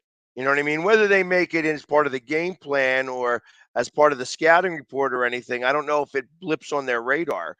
But if I'm thinking about it, and you're giving a little bit of credence, there's somebody else who's also thinking about that as the Giants. I got to imagine that that's not just going to be like, oh yeah, well that's the end of that. We're done. You know what I mean? I poo-poo that. They're not going to do anything like that. I mean, I firmly believe that there is going to be a play that they're going to do that because Nick Sirianni is kind of that way. Nick Sirianni doesn't like that type of stuff. And this happened to his old team. You know what I mean? So now it's like, now you've got somebody who is very highly revered in Philadelphia with the coach who came from the team that you had this occur on. So you not only did you embarrass the Colts organization, but you hurt a previous team member, one who's got a statue out front, that and is loved here in Philadelphia. I wouldn't be surprised if it's talked about in Philadelphia a little bit as part of the game plan, and then also put as part of the scouting report. Maybe early in the third quarter or something like that, we should probably pay attention to one of these very unique style, blocking schemes. Blocking schemes, yeah. Just watch a very unique blocking scheme. But you wonder, Pags, does it get more dangerous than just putting an extra hard hit on him? Would they actually go for his knees, anyone? I see. I guess I don't know that would occur specifically because of what happened on Monday. That's going to have a big thing here about all of that. So yeah. Hey Chris, I know that you're just joining us here about that for the first hour.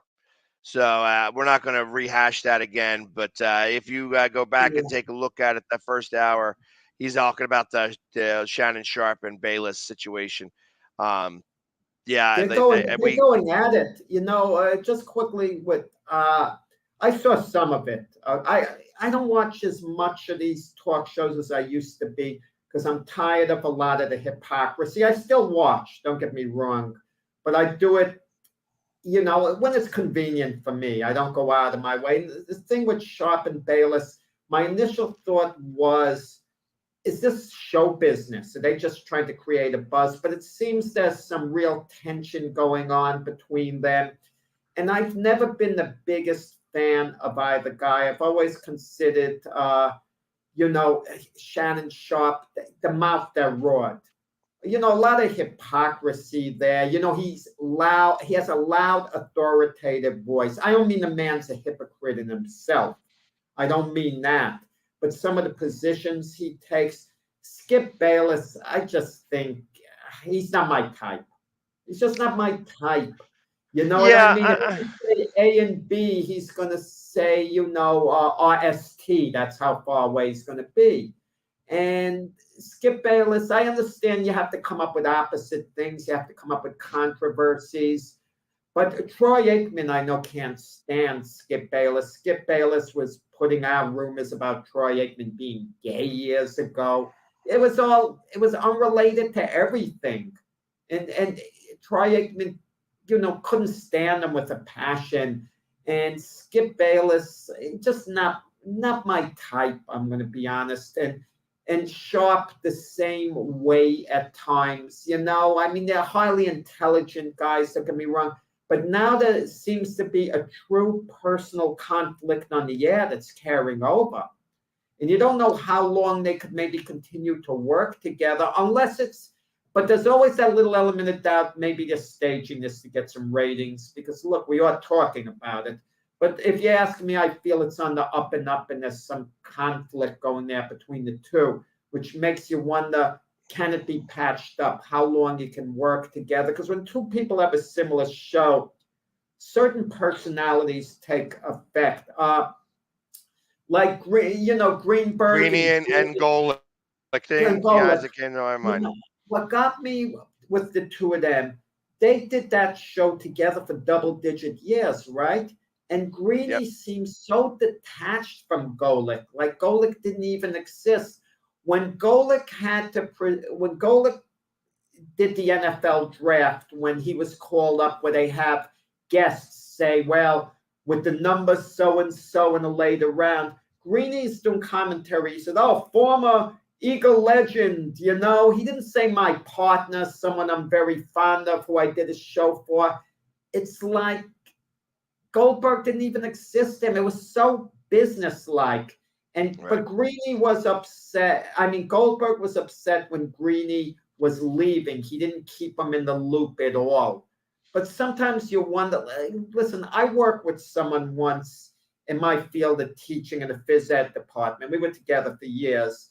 Very nice person who I knew liked me a lot personally, okay? But I felt but there were some negative things said about me over a period of time. And even though when, you know, the person retired, we were going to be good, wanted to be in touch, be friends, I would have sat down and had a cup of coffee with the person if I bumped into them, but I didn't have the urge sometimes to be friends. But the point, after a while, because, you know, when you're working together day in, day out, it could create, you know, a certain tension. You know, you could get by it sometimes, but sometimes you really can't. And that's what I think is going on with, you know, right now with Bayless and Sharp. Well, and that's kind of what here. That's Shannon Sharp took the tweet kind of personal. I mean, I gotta believe that Shannon Sharp. I mean, he specifically didn't show up the next day, which I thought exactly would happen. I'm like that. You have to let this simmer down a day. You can't let it become. You can't take up the position right then and there. That you have to. That the showed a lot of couth, I guess is maybe the best word to use there, that there was a certain level of respect that Shannon Sharp was giving to the situation, and that Bayless with the tweet was insensitive to that timing of the situation. Not that he was insensitive in general, but that he was insensitive to the timing. Yeah. Shannon Sharp, the next day, not showing up, showed a certain sensitivity to the timing. They didn't want to have the fight about that day. To be honest, Shannon Sharp, I remember he was on the Baltimore Raven team that beat the Giants in the Super Bowl, and the lead-in to that game was partly Ray Lewis's situation. There'd been a murder involved. What he knew about it, he wasn't charged and everything. And they wanted to question Ray Lewis about it. I could understand it would be the PR person in charge of fielding the questions, deflecting what's fair, what's not. I understand. That's a team issue.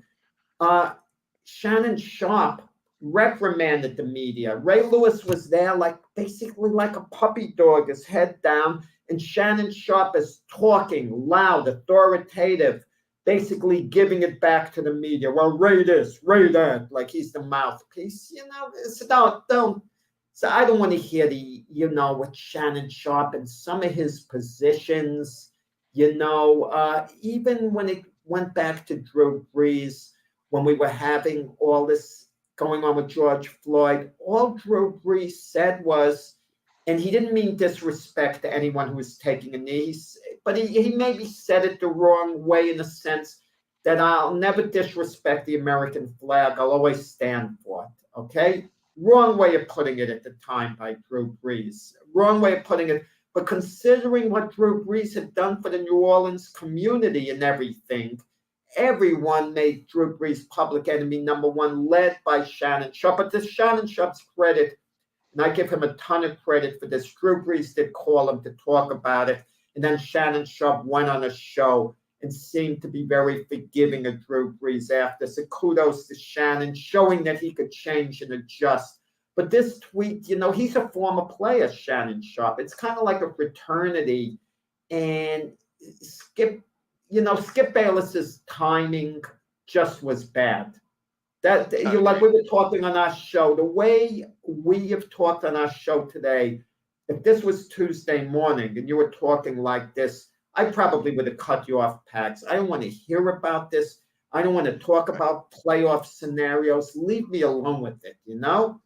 And I may have been a little, and had you continued, I may have been upset with you. Right. And Well, you may have no, been and I upset with me. agree. Like it's not could have really been addressed. Again, like I said, I didn't see the thing, so I immediately went to that spot right away. Because when you don't know the severity, it's like, hey, you hear somebody had a heart attack on the field. It's like, okay, somebody had a heart attack on the field. Oh my God, that sucks. Like, what? Somebody had a heart attack on the field? Like, that seems so. Like the coach had a heart attack on the field, like one of the assistant coaches or something like that. That may have occurred. It's that's why things were a little different in my perspective, to go immediately to, hey, they can't cancel this game, or this game has too many ramifications or situations that occur that require it. And in other types of times and other times, somebody, like I said, somebody has got to be the one that's practical in the midst of a very sensitive issue. So that being the case, that's where I saw his statement. There were a lot of people who still don't like Skip Bayless that were not, that came to his defense a little bit, with, everybody's like, hey, cancel him. He should be fired right away for No, being I don't. insensitive. I don't. I'm not a firm believer But of it's that the either. chemistry. You watch two guys. If you watch him and Shannon Sharp, I don't think you want to watch two guys that hate one another. If they don't like one another and they're arguing on the air, it's not pleasant to watch two guys, don't like one another and just talking sports. So I see what you're saying, Milligram. The truth of the matter is that it was more the timing. It had nothing to do with the wording of his tweet. His tweet actually was sensitive. Like, hey, listen, this, I don't know how you can cancel this game. You have to. Like, that's kind of what he said. You have to, that this game means absolutely nothing in this man's life, and you got to be able to, have respect to the man's life. However, what happens now, and the timing of that, the fact that he was still on the field when that tweet came out is really the question mark there. When would it have been an appropriate time for him to make that exact same statement? So obviously the NFL canceled the game or suspended the game. So making that statement after the fact is irrelevant. The fact that he did it at that time is where the issue really occurs. And truth of the matter is that, once you realize the severity of the situation, you just got to keep your mouth shut. So he's defending what he said as, as okay. The timing is the problem. You may have to argue against the timing itself. I think on the higher platforms than us, which are ESPN and Fox, they try to always create a buzz, take a position that's going to get a reaction, a major reaction, whether they believe it or not. For example, Stephen A is saying, oh, the playoffs should be pushed back. It's all grandstanding. You know how hard it is to reschedule, get fields, do this, do that, Super Bowl week, and the whole bit. It's hard to do, but it's easy to grandstand and say, you should do this, this, this, this. Look, I've been at a lot of meetings. I've been on different groups on board of directors, and you have very few people who actually work and do stuff, but idea people are dime a dozen. I think we should do this, this, this, this, this, this, this. But they're not doers. They're idea people. And on these talk shows, you seem to get like people just wanting to take a position that's way out of the ordinary because it's going to get a reaction, but it might not, be realistic to do. I hear you. And that's why it's like I don't watch any of those shows. I feel like that those shows, I have my own opinions, and sometimes those opinions aren't liked. You know what I mean? And that's life in the fast lane. But I'm not one that can grandstand. I don't want to grandstand. It's like Everybody loves to think, hey, because I paint my face, that I am, a ham for the camera to get the camera on me. That's not the case. I paint my face for a lot of other reasons. I just do not, like I said, the camera finds me because I'm that person who I am, not the other way around. That is, looked at, with these guys that are on, sports talk shows, they have to kind of do hot takes. The hot takes is what brings people in to have you talk about them. The fact that everybody immediately took a side of how we have to cancel him, and then you have the other side that's like, well, you're just angry about what happened here and not really thinking about what's going on. I'm going to say this. And this It's is just a going to mess of sound, stuff. Pax, this is going to sound cruel, okay? What I'm going to say, but it's reality. Everyone felt bad for Damar Hamlin. I'm sure everyone felt bad. They're sorry. But certain people, when the camera's on them, they know the camera's going to be on them. So you're putting an upset look on your face because you know it's the way to act. Listen, I remember this baseball game when the Big Red Machine, they're playing a playoff game against, I think it was the Pittsburgh Pirates, if I'm not wrong. The Reds lose the game.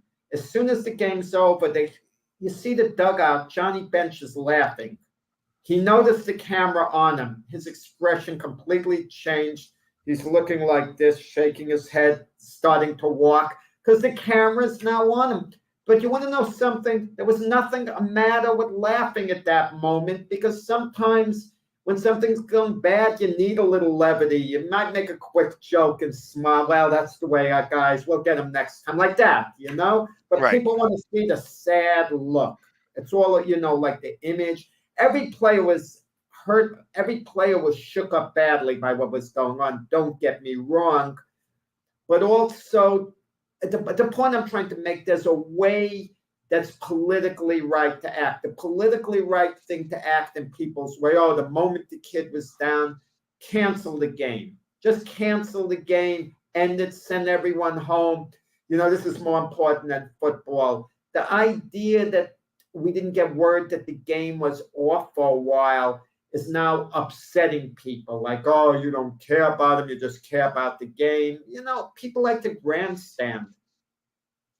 Well, this brings me a couple of years ago. I want to say it was before COVID, right before COVID. It was the Eagles versus Detroit, and there's a guy in the stands who suffered a massive heart attack, and they started doing CPR in the stands. He was in row 1. They carried him over and put him onto the field seating, and then actually onto the field, they actually carted him out of there. And people are saying that everybody who's around is seeing exactly what's going on and is more affected by that. There was a doctor. I was in row 1 myself, and there was a doctor sitting in the front row who started to run over there. And the moment that I saw what was going on, I put a stopwatch to it just because I was like, okay, this is what's happening here. I'm just going to put a timer to it. And as the doctor ran by, I gave her how much time they had been given CPR for. Because it was already like 4 to 5 or even 6 minutes that it had already occurred. And she was so affected by what had happened, she couldn't stay for the rest of the game. This happened like in the second quarter, and people around were saying, wow, they should suspend this game for right now and stuff like that. But the players didn't know what was going on. They may have heard, they may have seen, why is the cart over there? You know what I mean? Because they were still administering CPR 20 minutes later, and the cart takes him out, and literally he goes to the hospital and he passed away that day. So it was an unfortunate type of situation, but obviously they didn't stop the game for that. The game still continued to go on, and it definitely took a back seat for everybody else who was around this guy. I happened to be 5 sections over and noticed it because I happened to be in the first row, and there was, even an article put about it. But of course, that article is like again a little blip on the radar in comparison to the football game itself, where the Eagles lost. But let's say you don't know let's say you don't know the person, and it happens in the row in front of you. You nearly feel too guilty to watch and enjoy the game at that point. You're conflicted, even you don't know the person involved. But you see something like that, and now all of a sudden you're cheering with the team. I mean, you're really conflicted. Listen, just briefly, 76 says, contenders or pretenders? I think they're gonna contend. Let's see if they get past the second round of the playoffs. They won. Hey, listen, they win last night without Embiid. Harden is kind of holding up. Yeah, they were 10 points ahead with 8 minutes left to go. They were 10 points ahead, and then they wound up going into overtime. So I'm not going to be like, hey, they wound up winning that game. They should have pulled away that game. They really should have taken it to them. In the second half, they were up by 10 points for most of the second half until the Pacers came back and had the lead with 7 seconds left to go, and then we got the 2 points to tie it up, and then 5 seconds left to go. They couldn't get a shot off. But no Joel Embiid. Listen, without Joel Embiid, they have no chance of winning an NBA title. So you have to judge them with Joel Embiid. Plus, the Pacers have had a fairly decent year, like the 3 games or so over 500 as well. A lot of teams. I shouldn't say a lot. It's happened a few times. Teams have made up big deficits. Toronto or Milwaukee yesterday. Toronto was down I think around 20 points with close to 4 minutes left, and they sent it into overtime. Crazy. And then Milwaukee prevailed in overtime, but crazy comebacks. The Knicks blew something like a 14-point lead with 90 seconds to go against the Mavericks last week. I mean, they're teams that have waged, dramatic comebacks at the end of a game that you think mathematically they're out of it. It happened in the Piston game. You look at the odds and it says, well, the chances of it happening are 1 in 12,000. That's crazy. If you look at it that way, you feel you have absolutely no chance. That's why I hate when they show your odds of winning a game. Because if I'm a player and I'm told I have a 1% chance of coming back and winning, it's hard for me to motivate myself at that point. Right. No, and I understand that, and first off, I think these percentages are ridiculous anyways. I mean, how do the Redskins have an 80% chance to make it into the playoffs, lose one game, and then they have a 0% chance? I mean, like how is it the percentages that they make that all that work? You know what I mean? It's like, had they known that if they lost this game, they're going to be out, you're not going to have an 80% chance. You more or less got a 50% chance at that point. But yeah, so that's why I think some of these percentages, that the way that they are figuring out these equations are ridiculous. That doesn't make any sense in some cases. So that's why I'm not really concerned about 1%. Oh, you have a 1% chance to win, and then they wind up winning. If you talk about the Atlanta Hawks in Game 7 2 years ago, where they were down by 18 points going into the fourth quarter, that I would have said that the Sixers had a 99.7% chance of winning that game. Guess what? They lost. So that I think 0.03 wasn't that Game 5 for the playoffs? It was it was Game 5. You're right. Game 7. So, yeah, I was at that game. I was at that game. I wasn't at Game 7. So, but yes, that's and it happens. So I don't believe in those percentages the way that they think that they have them. I think that a 90% chance or a 99% chance is like, hey, you're up by 20 points with 90 seconds to go. There's only a small percentage chance that they're going to score 21 points in the last minute. Is it impossible? No, but it's mostly improbable. So, hey, everybody. Well, thank you very much for hanging with us. We really appreciate you watching us today. Tomorrow, Mac will be back, and along with Byron Williams and Keith Engel, and I may even make a stop by too if I can change my doctor's appointment. So, but everybody, thank you very much for hanging with us, and we'll see you again tomorrow. Have a great Thursday.